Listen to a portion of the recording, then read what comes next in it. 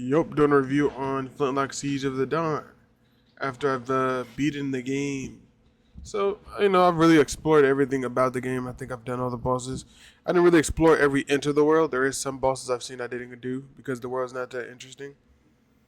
But yeah, I'll talk about the good first. The good, the bad, and the ugly. The good about this game is, one, the voice acting is pretty good in the game. I think the voice acting is the best part of the game, which is not good when it comes to a video game. I mean, it's good, but the best thing about your game is the voice acting. That says a lot. Um, Other than that, I can't really think of anything that's good. That's good. The difficulty might be good. I didn't really have a hard time, meaning it's challenging. It's not Souls level difficult, but it can be difficult. You do got to watch what you're doing, or you will get caught lacking a few times. But I've really never lost when I locked in or just paid attention. It's really just simple moments that can kill you. Difficulty's pretty fine. They don't have a difficulty setting. Oh yeah, they do. Yeah, they do. I think I played on normal the whole game. Um, Other than that, oh actually no, the skill tree is pretty good too. I would say the skill tree is pretty good. I did spend a lot of time looking at the skill tree. The skill tree has a lot to has a lot of interesting stuff that you might want to play with. I do like the skill tree. It's very rewarding. It's nothing. There's nothing locked behind walls, meaning like you can't use something because you selected this, like a Diablo skill tree. No, you can just use whatever you want if you got enough points to get it or enough XP to get it. You just gotta build up the ladder. Let's talk about the bad. There's a lot of bad in the game. A lot of bad. Um, Probably the worst part about the game is the gameplay. The gameplay's pretty boring. It's pretty stale. There's nothing in the gameplay that's good. It's just basic. The enemies don't really challenge you. They don't really have unique movesets. It's not like an enemy has something where, you don't really ever have to use your brain. Every enemy in this game is you run up, you hit it till it's dead. You don't even have to really dodge. And sometimes even in this game, it's worth taking a hit to just kill the enemy because you don't want to fight it.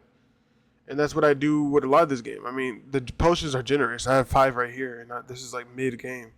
Yeah, most of the time it's just you, or you could just run away and use your pistol. The gameplay is pretty average. It's just average. There's no mechanic to it that's like what makes Flintlock different from any other gameplay. Nothing really difficult. I mean, let me take that back. It's not bad gameplay. It's just so average. It's just so average. Like, what do I think could make this gameplay better? Honestly, a stamina meter would work in it. And if you put a stamina meter in Flintlock, then it'd be more like a Souls-like. But it's trying to be a Souls-like. That's what they describe it as. If you put a stamina bar in this game, you actually have a lot more challenging gameplay because you're not really encouraged to back away or to not hack and slash even through getting hit. You just keep swinging and spamming R1 till he's dead. There's no also something like no, they do have a parry mechanic which is pretty generous parry. Very easy to parry in this game. I can't really think of ways they can improve the game. Oh, more weapons. More weapons is a good one. That's probably the biggest one. The weapons in this game are pretty basic. I mean, they all do the same. They all have different traits. Like the one I'm using right now, it causes fire damage over time. And then I get another one that does more damage to armor, but they really don't have more unique movesets. There's no movesets in this game. You just that's nothing. You just repeat, and it's just the same swing over and over and over, unless you do a heavy swing, which you don't really need to do because a heavy swing does not do more than 2 light damage. I don't even know if a heavy swing does more damage. There's no reason to do heavy swing because it takes forever to wind up, and you can already get like 5 hits in with your basic weapon. But that's just that. I don't remember the music. That's another thing this game could do better is the music. There's no musical beats. There's no moments in this game there's no memorable moments in this game. I mean, obviously the bosses are something you're going to remember, but there's no like Margaret coming off of the tower. There's no Remnant 2 last boss. There's no bosses in this game don't really have any story, which is another thing this game does. It throws a lot of bosses at you. With the story is the thing. They have a story. Don't get me wrong, but they don't really build up to a boss. It's not like you're fighting through a valley, and there's like people who are telling you, like minions that are telling you that this boss is something. There's no lore behind the bosses. Like it would have been different if the game told you like this boss has been the god of war and he's never lost a battle, and you're just a mere mortal. They don't even hint at that. They hint that you're just a human and you're fighting a god, but there's no reason why you feel like this is a battle I should lose. And another thing that's bad. The story in this game is terrible. Like I'm not gonna sugarcoat it. The story in this game is terrible. Heavy spoilers coming up. It makes no sense. The story in this game makes no sense. The story is about the main character. She makes friends with Inky. That's the fox near me. And they go and they defeat the gods. Basic, right? That's basically the story of God of War. Revenge on the gods because the gods convinced you to hurt your own people. But in this game tries to force a bond between you and the fox that is not earned. This game tries to do the Joel, Ellie, Kratos, Atreus, Logan, Weapon X. They try to make this Dominic and Marcus. They try to make this bond so you can feel something by the end of the story, which is not earned. No, this game did not deserve. Like the ending of this game is so bad. It's pretty ridiculous. It was so rushed. You don't know what the ending is. You don't know if it's a cliffhanger or a sequel. I mean, a cliffhanger or an ending. She basically chases after Inky into the god's world, and the door closes behind her. And then they just say, well, basically, that's the end of the game. But the game doesn't hint that she would risk her life for Inky at all. I mean, the fox, he says like 10 words throughout the whole story.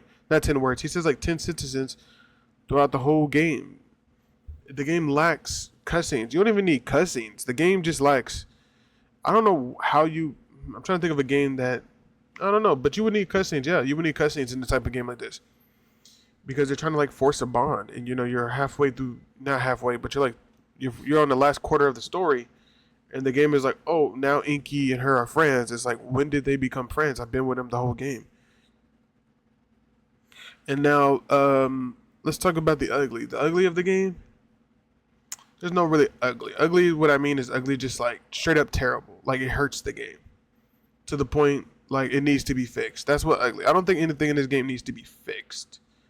Nothing in the game is broken. I only glitched out probably like 2 times. And I think that was because you try to use quick resume. So I don't even know if that counts. But I only glitched out 2 times. And that was like at the last very boss. And I was on quick resume. But there's no ugly in the game. It's just a mediocre game. But the big question is, should you buy Flintlock Siege of Dawn? No, I don't think you should buy this game. I don't think you should buy it. I think if you let me tell you, if you got Game Pass, you should play the game. If you have Game Pass, play the game. If you do not have Game Pass, wait for this game to go on sale. How much should you pay for the game when it's on sale? Like, I don't know. If you want to own it, I don't see why you would. If you're on PlayStation or PC, how much should you pay for it? This game is like $30 at most. It's not a $40 game. $30 is pushing it too. But the game is short. You're not going to really get anything out of it. You're not, like I said, there's so many games that people haven't tried yet that are cheap now. Like games like Shadow of Mordor is like $9. Every time I see it, it's very cheap. If you haven't played Shadow of Mordor, I'd rather you play that than play this, and this is brand new.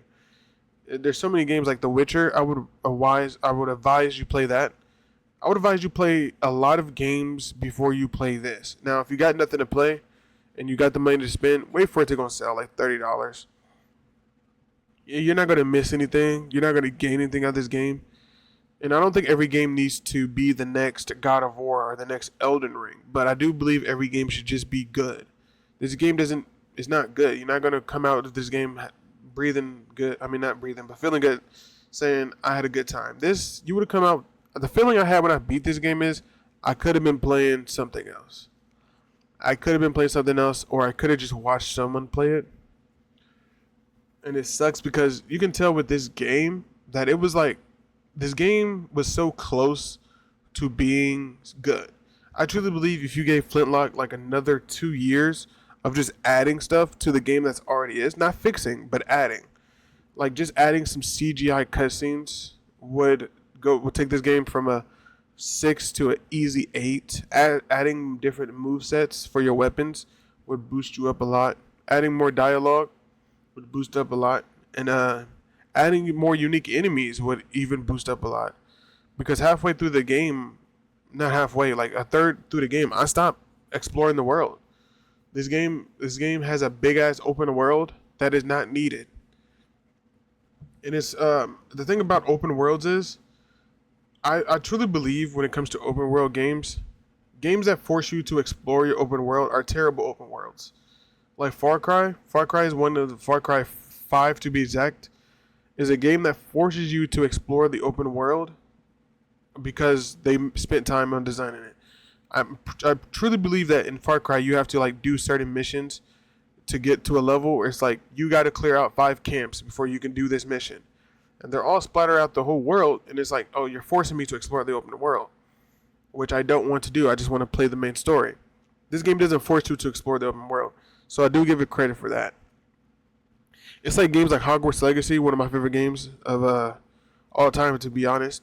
Hogwarts Legacy doesn't force you to explore the open world. What it does is it pushes you in the world, and it trusts the player, or it trusts its development. Hey, we made a cool enough world that people are going to explore it. And yeah, you don't really have to explore the open world in Hogwarts to beat the game. You might have to do 1 or 2 missions where it's like, hey, just levitate some enemies. You go to the Forbidden Forest and you do it, and then you go back to missions. But it doesn't really force you to do anything. It doesn't force you to do anything. And this game, I'll give it credit. It doesn't force you to do this open world. It's not like go over here, do fetch quest. No, it completely, you can straight up just do the story mode. And yeah, I do give credit because the open world in this game is pretty bad. I think this game would do a lot better if it cut 90% of its world off and just focused on straight story mode. Straight story mode, and put more budget. Had to put more budget in other things like more enemies, because there's no real reason to explore the open world. It's not like you get better weapons. It would have been different if you can actually like find better weapons. Like, but you don't get better weapons. You just get different weapons, which is a completely different thing. Because when you get a new weapon, it's weak. You have to upgrade it. So it's like, why would I do that? And I could just keep my weapon.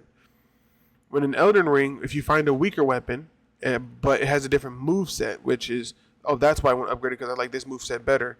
I like to play far away game or close up or, magic, whatever it is. The game encourages you to upgrade a weapon that's trash because you like its move set.